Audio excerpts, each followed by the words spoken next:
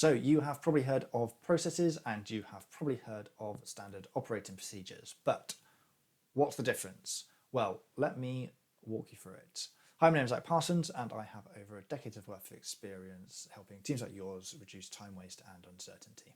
So at a very basic level, a process is a high-level overview of a flow of activities, whereas a standard operating procedure or a SOP is a step-by-step guide on how to perform an activity. A business process usually comes in the form of a flowchart, and it might use basic flowchart shapes, or it might use a methodology like the business process modeling notation. The process can start and stop, and it can spread across multiple people or departments. Now, depending on how complicated each node of the process is, you might have sub-processes to support higher and lower detail. A SOP, on the other hand, is typically a series of written instructions, perhaps supplemented by screenshots or with videos. Ideally, a single person should be able to complete a SOP in a single sitting, and you're likely to have substantially more SOPs than you do processes. Now, if you're thinking about documenting your processes and SOPs, one thing you might consider doing is linking your SOPs from your process map. So if you imagine your process map as a flow of shapes, in each shape you could say, these are the SOPs relating to this node of this process.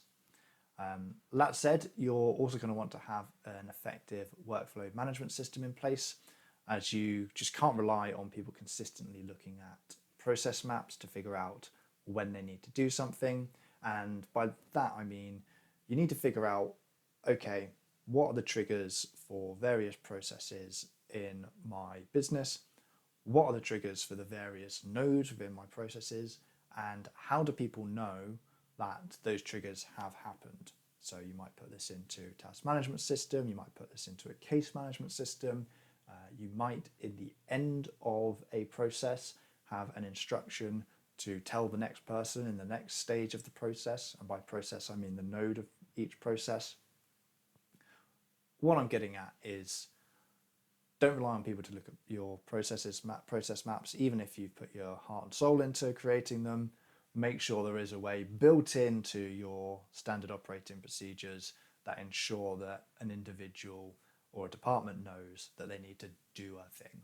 So I hope that quick explanation has been useful. If you'd like me to do some more content about how to create process maps or how to create standard operating procedures, let me know in the comments, or if there's anything else on team productivity that you'd want me to cover, again, put it in the comments and I will try and make a video about it in the future.